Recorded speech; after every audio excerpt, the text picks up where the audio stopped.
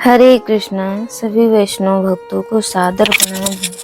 तो हम श्रवण कर रहे हैं नवधा भक्ति। तो नवधा भक्ति जो है 9 गुण होते हैं भक्ति करने के। तो प्रथम गुण क्या है? श्रवण। भगवान के प्रेमी भक्तों द्वारा कथित भगवान के नाम, रूप, गुण, प्रभाव, लीला, तत्व और रहस्य की अमृतमय कथाओं का श्रद्धा और प्रेम पूर्वक श्रवण करना एवं उन अमृतमयी कथाओं का श्रवण करके वीणा के सुनने में जैसे हृदय मुग्ध हो जाता है, वैसे ही प्रेम में मुग्ध हो जाना श्रवण भक्ति का स्वरूप है। उपयुक्त श्रवण भक्ति के प्राप्ति के लिए श्रद्धा और प्रेम पूर्वक महापुरुषों को साष्टांग प्रणाम, उनकी सेवा और उनमें नित्य निष्कपट भाव से प्रश्न करना और उनके बतलाए हुए मार्गदर्शन के अनुसार आचरण करने के लिए तत्परता से चेष्टा करना, यह श्रवण भक्ति को प्राप्त करने की विधि है। श्रीमद् भगवद गीता में भगवान ने कहा, तद्विद्धि प्रणिपातेन परिप्रश्नेन सेवाया उपदेशयन्ति ते ज्ञानम ज्ञानास्तत्त्वदर्शिना। श्रीमद् भगवद गीता के 4 अध्याय का 34वां श्लोक है। हे अर्जुन, उस ज्ञान को तू समझ क्षत्रिय ब्रह्मनिष्ठ आचार्य के पास जाकर उनको भली भांति दंडवत प्रणाम करने से, उनकी सेवा करने से और कपट छोड़कर सरलता पूर्वक प्रश्न करने से परम तत्व को भली भांति जानने वाले वे ज्ञानी महात्मा तुझे उस तत्व का ज्ञान का उपदेश करेंगे। महापुरुषों के लिए द्वारा वर्णित उपयुक्त श्रवण भक्ति को प्राप्त करके प्रभु में अनन्य प्रेम होने के लिए प्रभु के भक्तों में उसका प्रचार करना, यह उसका प्रयोजन है। यह श्रवण भक्ति महापुरुषों के संग बिना प्राप्ति होनी कठिन है। गोस्वामी तुलसीदास जी ने भी कहा, बिन सत्संग न हरि कथा देहि बिनु मोहिना भाग, मोह गए बिनु राम पद होय न दृढ़ अनुराग। बिनु सत्संग न हरि कथा तेहि बिनु मोह न भाग, मोहि गए बिनु राम पद होय न दृढ़ अनुराग। किंतु महापुरुषों के संग के अभाव में उच्च श्रेणी के साधनों का संग एवं महापुरुष विचरित ग्रंथों का अवलोकन करना भी सत्संग के ही समान है।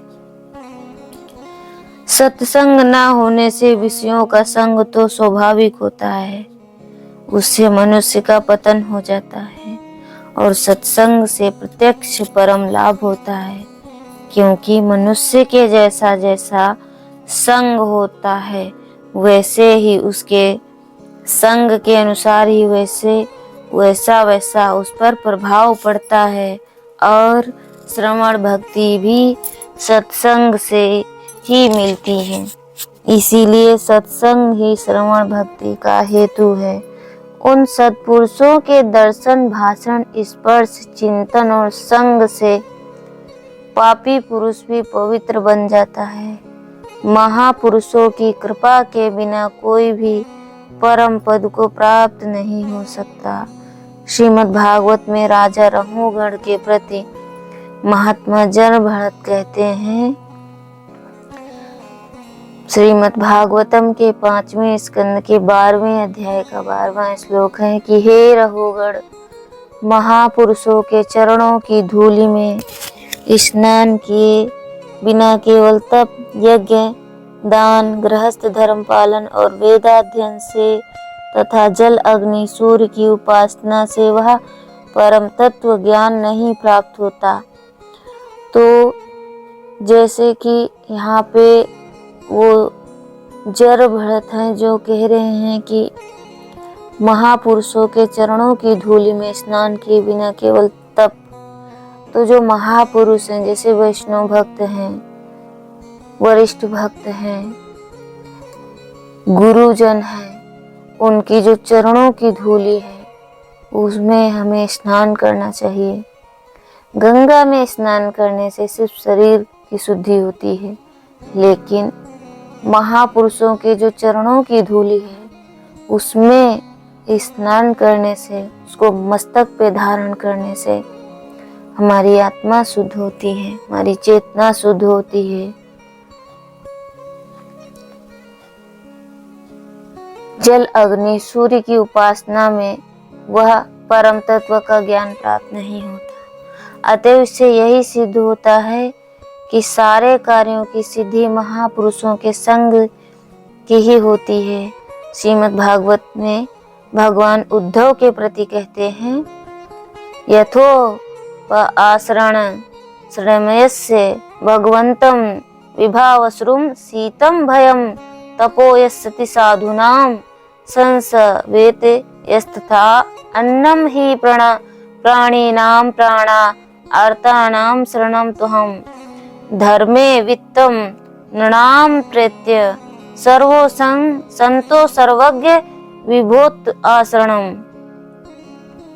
हे उद्धव, जिस प्रकार भगवान अग्निदेव का आश्रय लेने पर शीत, भय और अंधकार का नाश हो जाता है, उसी प्रकार संत महात्माओं के सेवन से संपूर्ण पाप रूपी शीत, जन्म मृत्यु रूपी भय और अज्ञान रूपी अंधकार का नाश हो जाता है। जैसे प्राणियों का जीवन अन्न है और दुखी पुरुषों का आश्रय मैं ही हूँ, तथा मरने पर मनुष्यों का धर्म ही धन है, वैसे ही जन्म मरण भयभीत हुए व्याकुल पुरुषों के लिए संत महात्मा जन परम आश्रय हैं। ना रोधयति मम योगो ना सांख्यम धर्म एव च ना स्वाध्याय यस्त परस्त्यागो निष्ठा पूर्त न दक्षिणा व्रतानि यक्ष छंदासी तीर्थानि नियम यमः यथा वर्णुन्धते संसत्संगः सर्वसंगापहो हि माम। जैसे संपूर्ण आसक्तियों का नाश करने वाला सत्पुरुषों का संग मुझको अवरुद्ध कर सकता है, अर्थात प्रेम पास से बन सकता है, वैसे योग, सांख्य, धर्म पालन, स्वाध्याय, तप, त्याग, यज्ञ, कूप, तड़ाग आदि निर्माण, दान तथा व्रत पूजा, वेदाध्ययन, तीर्थाटन, यम नियमों का पालन ये कोई भी नहीं बांध सकते, अर्थात इनके द्वारा मैं वश में नहीं आ सकता। महापुरुषों का संग दुर्लभ, आगम्य है और अमोघ है। इसीलिए भगवत प्राप्ति के इच्छुक पुरुषों को उन सत्पुरुषों का संग अवश्यमेव करना चाहिए। देवर्षि नारद जी भी कहते हैं, महासत्संगस्तु सुदुर्लभो अगमोघ अस्च। महापुरुषों का संग दुर्लभ, आगम्य और अमोघ है, अतः तदेव साध्यताम। उस सत्संग की साधना करो, जो सत्संग है उसकी ही साधना करो, सत्संग ही साधना करो, अर्थात संत महापुरुषों का संग, सेवा और आज्ञा का पालन करो। सत्पुरुषों द्वारा प्राप्त हुई इस प्रकार की केवल श्रवण भक्ति से ही मनुष्य परम पद को प्राप्त कर सकता है। उसका फल है भगवान ने श्रीमद् भगवद गीता में कहा है, अन्ये त्वमेव अजन्तः श्रुत्वा अन्यभ्यो उपासते। परंतु इनमें दूसरे अर्थात जो मंद बुद्धि वाले पुरुष हैं, वह स्वयं इस प्रकार न जानते हुए दूसरों से अर्थात तत्व के जानने वाले पुरुषों से सुनकर ही तदनुसार उपासना करते हैं। श्रवण परायण पुरुष भी मृत्यु रूप संसार सागर को निसंदेह तर जाते हैं।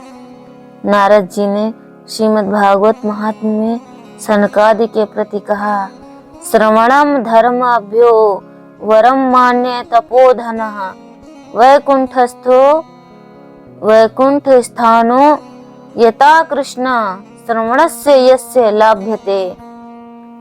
हे तपोधनो, मैं भगवान के गुणानुवादों के श्रवण को सब धर्मों से श्रेष्ठ मानता हूँ, क्योंकि भगवान के गुणानुवाद सुनने से वैकुंठ स्थित भगवत की प्राप्ति हो जाती है। केवल श्रवण भक्ति से भगवान की प्राप्ति हो जाती है।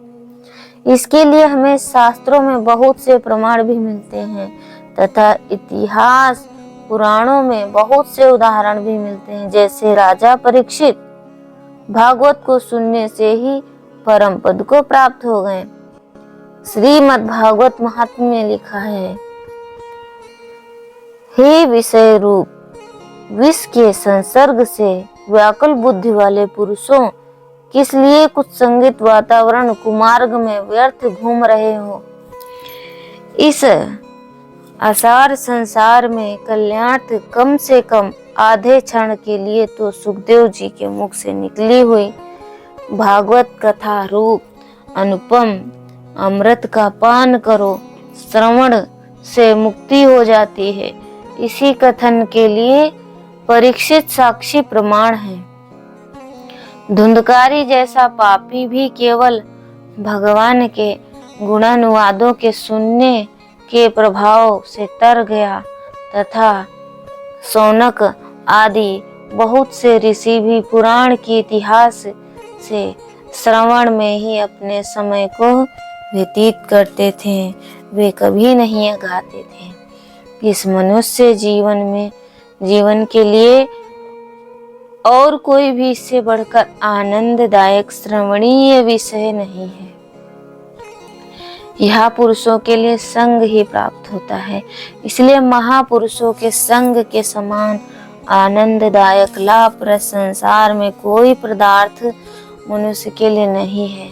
श्रीमद् भागवतम में सूत जी कहते हैं, प्रथम स्कंद के 18वें अध्याय के 13वें श्लोक में भगवत सत्संगी अर्थात नित्य भगवान के साथ रहने वाले अनन्य प्रेमी भक्तों के निमेष मात्र के भी संग के साथ हम स्वर्ग तथा मोक्ष की समानता नहीं कर सकते। फिर मनुष्य के इच्छित पदार्थों की तो बात ही क्या। अतएव अपना सारा जीवन महापुरुषों के संग में रहते हुए भी भगवान के नाम रूप गुण प्रेम प्रभाव लीला धाम रहस्य और तत्व की अमृतमयी कथाओं को निरंतर सुनने में लगाना चाहिए और उन्हें सुनकर प्रेम और आनंद में मुग्ध होते हुए अपने जीवन को सफल बनाना चाहिए। तो ये थी नवधा भक्ति की प्रथम विधि श्रवण। हरे कृष्णा।